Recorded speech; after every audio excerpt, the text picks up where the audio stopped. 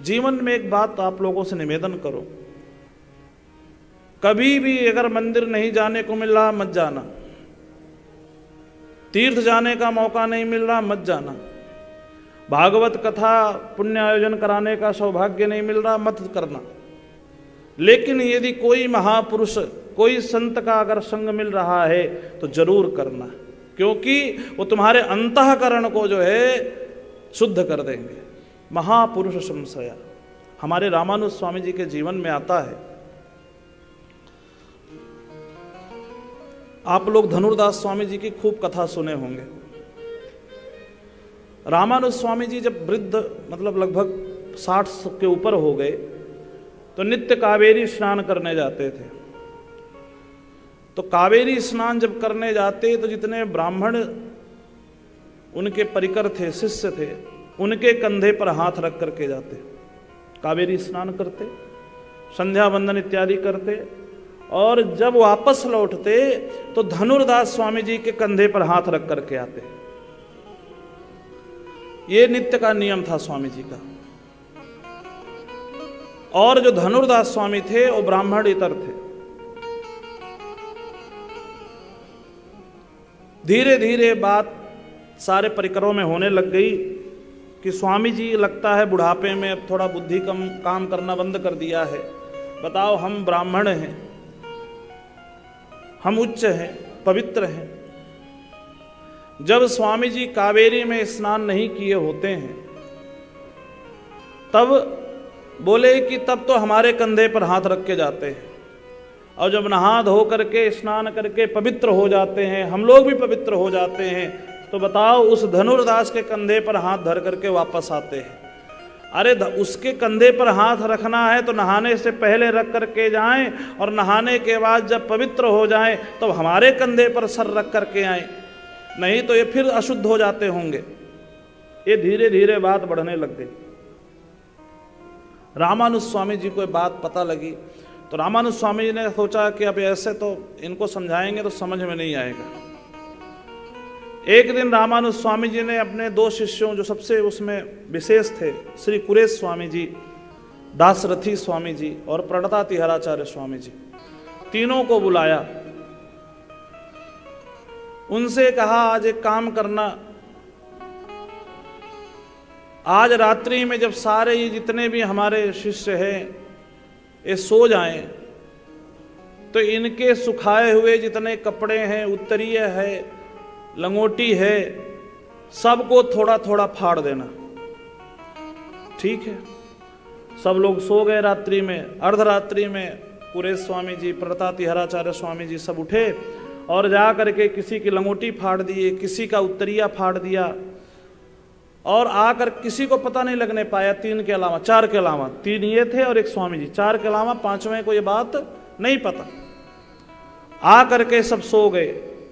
प्रातःकालीन जब ब्रह्म मुहूर्त में सब उठे, स्नान किए, स्नान करके कोई देख रहा तो उत्तरिया फटा है, कोई देख रहा तो लंगोटी फटी है। अब एक दूसरे को आरोप लगाने लग गए, तुमने हमारा उत्तरिया फाड़ दिया, वो बोले नहीं तुमने हमारी लंगोटी फाड़ दी। आपस में गुत्थी में गुत्था लड़ाई झगड़ा चालू। स्वामी जी को पता लगा, स्वामी जी बाहर आए, बोले भाई हल्ला मत करो, शांत हो जाओ, हम तुम्हारे उत्तरिया और लंगोटी की व्यवस्था करते हैं। स्वामी जी ने सबको यथोचित व्यवस्था कराया। अब रामानुज स्वामी जी ने इन तीनों लोगों को, कुरेश स्वामी जी, प्रणतातिहराचार्य स्वामी जी और दासरथी स्वामी जी से कहा एक काम करो, रात्रि में मैं धनुर्दास को अपनी सेवा में रखूंगा, तुम धनुर्दास के घर जाना, उसकी पत्नी है वहाँ पर है, और उसके घर में सारे धन चुरा करके ले आना। बोले ठीक है। रामानुज स्वामी जी ने आज धनुर्दास स्वामी जी को अपनी सेवा में लगा लिए, चरण सेवा कराने लग गए। इधर ये तीनों गए, उनके घर में जाकर के देखा तो उस समय वो अपने पलंग पर लेटी हुई थी, सो नहीं रही थी। उन्होंने देखा कि हमारे घर में 12 ऊर्ध्वपुंड धारण करके बड़े बड़े महात्मा आए हैं और वो आकर के चोरी कर रहे हैं। अरे ये महात्माओं का ही घर है, ये महात्माओं का ही धन है, अगर मैं कहीं उठ गई तो इनको विघ्न हो जाएगा चोरी करने में। धनुर्दास स्वामी की पत्नी वैसे ही बेड पर अचेत होकर के लेटी रही। इन लोगों ने सारा धन चुरा लिया, पुटली बना लिया। अब उनके करवट लेटी हुई थी तो उनके गले में मंगलसूत्र, कानों में जो कुंडल था, सब कुछ निकाल लिया एक तरफ का। तो उन्होंने विचार किया अब एक तरफ का सब निकल गया है, दूसरी तरफ का बचा है, लाओ करवट ले लें, इधर का भी ये निकाल ले। लेकिन कहते हैं ना, चोर की दाढ़ी में तिनका। जैसे वो करवट लिए कि ये लोग निकाल लें, इन लोगों को लगा कि वो जग जाएगी तो देख लेगी। ये तुरंत वहां से सारा सामान लेकर के भाग करके वापस आ गए। आकर के स्वामी जी को इशारा कर दिया। स्वामी जी ने धनुर्दास को जो है कहा अब घर जाओ। धनुर्दास स्वामी जी महाराज जब घर आए, स्वामी जी रामानुज स्वामी जी ने उन्हीं शिष्यों से कहा अब तुम इनके पीछे जाओ और इन दोनों की जो वार्ता होगी वो आकर के हमको बताना। अब तीनों शिष्य घर के बाहर गेट से कान लगा करके सुनने लग गए। अंदर में जैसे धनुर्दास स्वामी जी प्रवेश किए, उनकी पत्नी हेमांबा रोने लग गई, भगवान आज मैं कितनी बड़ी अभागन हूँ। बोले क्या हुआ देवी?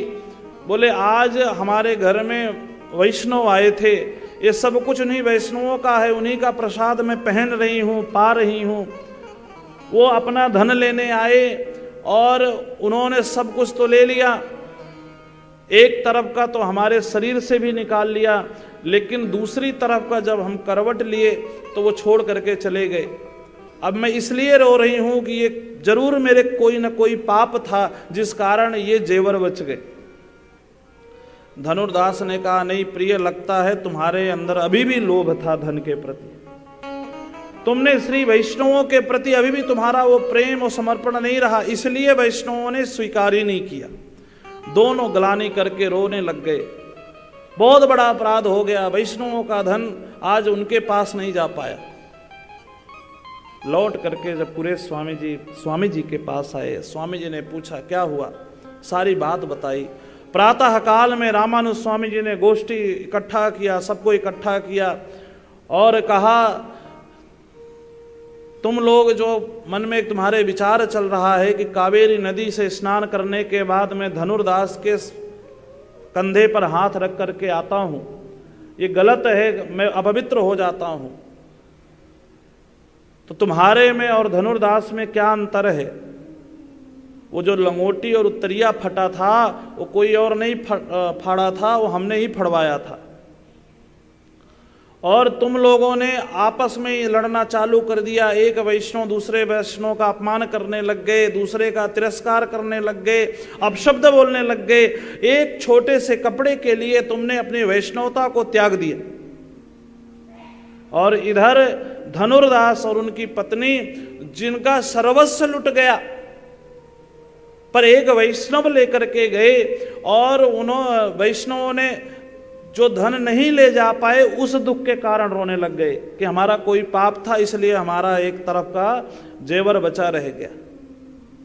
बोले तुम्हारे अंदर अभी भी तुम्हारी जाति का अहंकार है, अपने ज्ञान का अहंकार है, अपने वैष्णवत्व का अहंकार है। और इधर बोले धनुर्दास जो है ऐसे परम भागवत हैं जिनके अंदर से समस्त अहंकार शून्य हो चुके हैं।